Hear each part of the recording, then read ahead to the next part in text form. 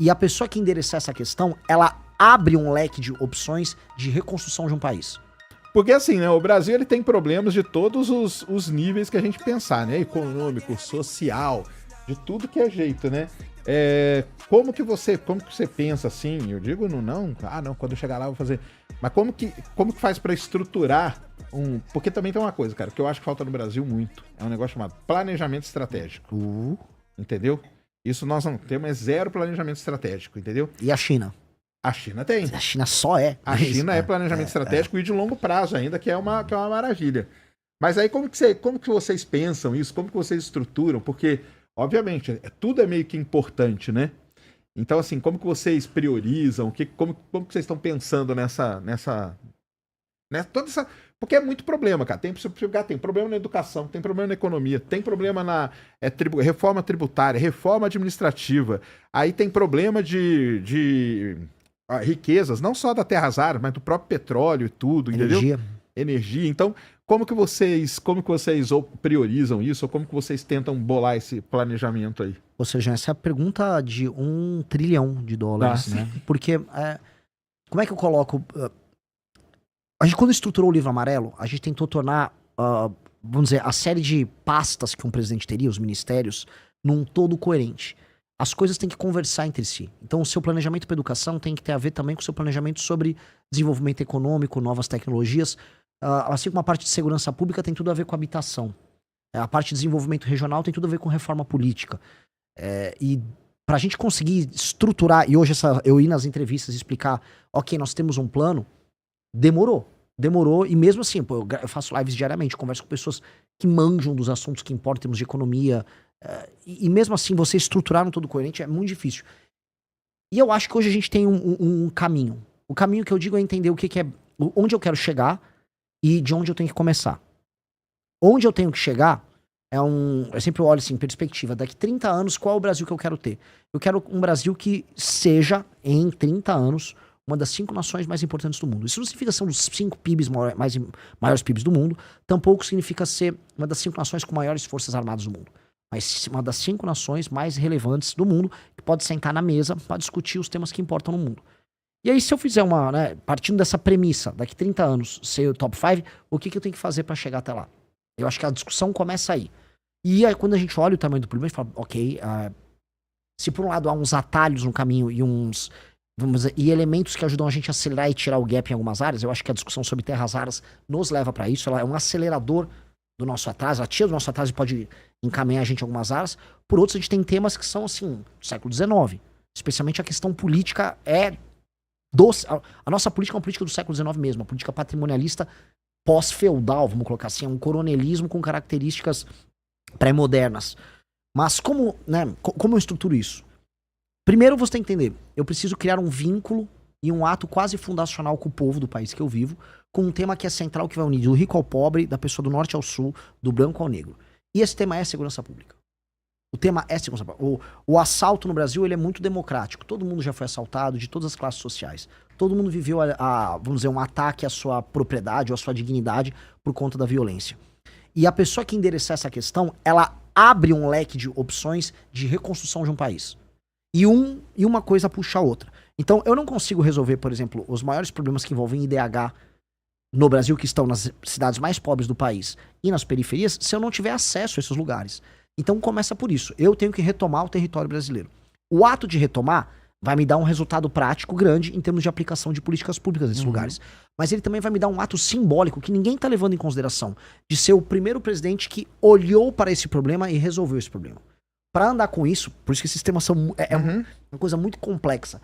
Tem toda uma agenda de nova legislação para matéria penal, para matéria da lei de execuções penais e porque a gente chama hoje, na hora de enfrentar o crime organizado, de direito penal do inimigo, que é uma legislação própria para que você faça com que o membro de uma facção ele tenha um status jurídico especial, que é basicamente ele ter menos direitos, diminui muito o direito de defesa dele e faça a pena para ele ser mais alta. A implementação disso também tem que envolver inteligência. Então eu preciso da Polícia Federal atuando junto com o AF, eu vou precisar, por exemplo, para não deixar a droga entrar pelo Mato Grosso do Sul, eu vou precisar da FAB atuando ali. Você vou precisar de drone também, vou precisar de monitoramento E assim que essa droga que entrou, ela vai passar pro Mato Grosso do Sul, ela vai passar pro interior de São Paulo, eu tenho que ter inteligência para pegar uma empresa americana que coloca cocaína dentro de um container de café, porque tem uma densidade similar, e ela vai parar no porto sem ser detectada. Então eu tenho que pegar essas empresas no meio. Assim como eu tenho que pegar ali na Baixada Santista, tomar as favelas que estão na Baixada Santista, que o PCC usa como uma espécie de doca para montar o pacote que será exportado, e retomar o Porto de Santos. Todas essas ações são ações integradas que o presidente da República tem que ter só para começar a endereçar o enfrentamento ao crime organizado.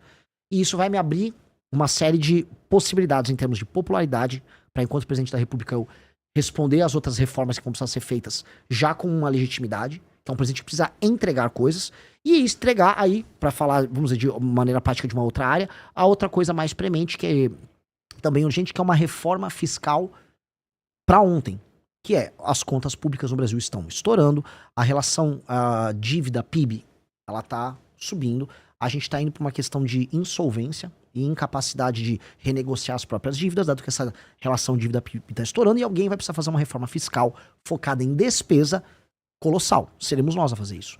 E quando eu falo aqui, eu deixo aqui, se irão sabatear os outros pré-candidatos a presidente, jogue um desafio para eles. Se eles falarem, eu tenho uma agenda fiscal também arrojada igual a do Renan tem, o Kim Kataguiri protocolou a PEC com essa reforma fiscal, ou seja, o projeto já está lá no Congresso Nacional.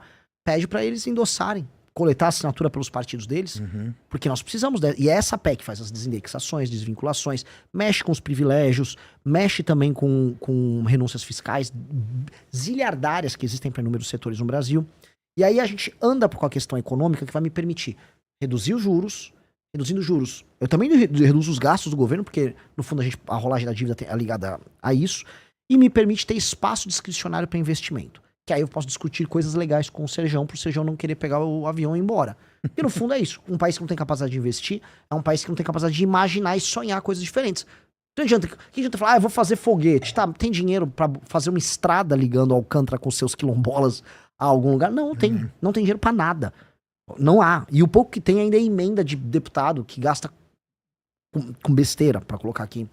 Então, essas duas coisas, segurança pública e uma reforma fiscal, vão me permitir ter um colchão de credibilidade e entrada de dólares no Brasil e uma calmaria do ponto de vista econômico, enquanto eu retomo uma dignidade para nós. Isso é base. Isso seria, vamos dizer, a base que eu preciso para começar. Você acha que seria o quê? Tipo, no planejamento de vocês é o quê? Os 2 primeiros anos? É o quê? Quanto tempo vocês? Não, a reforma fiscal eu preciso fazer antes de eu assumir, na transição. Entendi. Existe todo o presidente, ele passa uma PEC de transição. O Lula passou. Eu preciso passar a PEC que o Kim protocolou na transição. Entendi. Eu tenho que gastar capital político. Porque aí você já entra votando ela, é isso? Já entro com ela votada. Tá. Eu tenho que botar na transição. Então eu tenho que usar toda a credibilidade de uma vitória eleitoral para passar essa PEC fiscal. E aí, a curva, né, a expectativa de juros no Brasil ser decrescente, dinheiro entra e a gente começa a reverter a expectativa negativa na economia brasileira. E aí as pessoas começarem a imaginar, dá pra ter investimento de longo prazo aqui. E ao mesmo tempo, aí eu iniciar meu enfrentamento ao crime organizado, que vai me gerar uma legitimidade e ao mesmo tempo uma retomada dessas áreas. Isso são a base, é a base de tudo. Aí eu preciso começar. Primeira derivada da área econômica. Eu preciso ter uma reforma de competitividade. E o que é reforma de competitividade? Eu faço um primeiro ano. Eu tenho que passar uma agenda que facilite contratação, demissão, abertura e fechamento de empresas. Eu preciso endereçar os investimentos em infraestrutura, estradas de rodagens, ferrovias e energia, para começar a ter complexos econômicos mais funcionais no Brasil.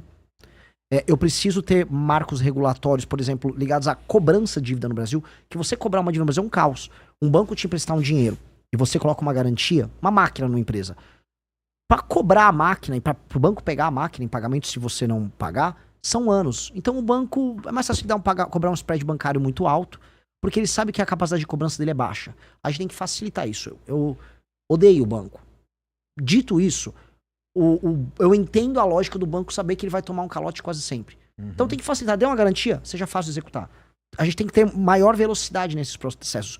Tudo isso facilita fazer negócio. E tudo isso facilita com que um gringo venha pra cá instalar uma fábrica, ou que um brasileiro tire o dinheiro dele da renda fixa, um empresário, e comece a investir em negócios aqui. Tudo isso somado à reforma fiscal que andou, vamos dizer, como eu posso colocar aqui, que permitiu que os juros ficassem mais baixos, dinheiro entrasse, não só dinheiro de especulação, como a gente tem com juros. Só uma reforma fiscal, ela já ajuda também investimento externo no país, né? Óbvio. Porque aí reduz o problema do Brasil. O risco no longo prazo. Muita incerteza, né, cara? É lógico. Muita incerteza que empresa que vai colocar uma grana aqui, vai colocar uma empresa aqui, uma incerteza, porque a gente tem incerteza em vários setores, tem incerteza trabalhista, né, que tem esse problema todo, tem incerteza política, né, e tem incerteza fiscal também, né, que isso aí as empresas não querem, né, elas fogem, né. Exato. E isto é, vamos dizer, isto é o que precisa ser feito. Então eu tô falando aqui do primeiro ano, uma agenda fiscal, um enfrentamento ao crime organizado e uma agenda de competitividade. Porque eu endereço a questão econômica brasileira para o médio prazo. Na verdade, se a gente trata esses marcos regulatórios e faz as reformas de competitividade e já resolve o fiscal, meio que eu enderecei a questão fiscal do Brasil para os próximos governos.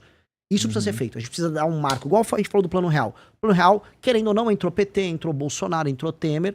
Todo mundo manteve o Plano Real. A política monetária pode ter sido infeliz em alguns momentos, mas o Plano Real foi mantido. A gente não vive aquele momento que a gente estava descrevendo no começo da live. Então nós temos que ter um marco fiscal que será mantido no long run. E é isso que nós queremos fazer. Esse é o nosso Plano Real pra gente andar com esse assunto que não deveria ser polêmica. Aproveitando que você entrou nesse assunto, que é uma das perguntas que a gente faz pros candidatos, é o seguinte, tá? Hoje, se você fosse escolher um perfil para compor a pasta econômica, o Ministério da Fazenda, ou um nome, se você já tivesse, se você quiser revelar também, pode falar a respeito disso? E qual que é a sua relação com a Faria Lima? A gente sabe que a Faria Lima, toda eleição, ela faz uma cartinha dizendo a respeito do que ela espera do próximo presidente e quem ela apoia, né? Inclusive, a gente teve que, na última eleição, foi o Lula e muitos dizem que isso foi decisivo, inclusive, do mercado apoiar aí a campanha do Lula e o Lula se eleger. O que você acha? Que não dá para colocar vendedores de Banco Master. A Faria Lima também quer dar muitos pitacos, mas andava vendendo o Banco Master até ontem. Esta é uma triste realidade de muitos elementos na Faria Lima. Tá muito preocupado com a agenda econômica, mas estava enfiando Master no cliente até agora. Então eu tenho minhas ressalvas com a Faria Lima, no sentido de que a Faria Lima ela faz as apostas políticas dela e quase sempre é puro lixo. A Faria Lima fez as pessoas acreditarem que o Tarcísio seria candidato. E fez preço em cima. Depois falou que o Ratinho seria candidato. Depois falou que o Leite seria candidato. Agora tentou fazer uma aposta meio manca no Zema.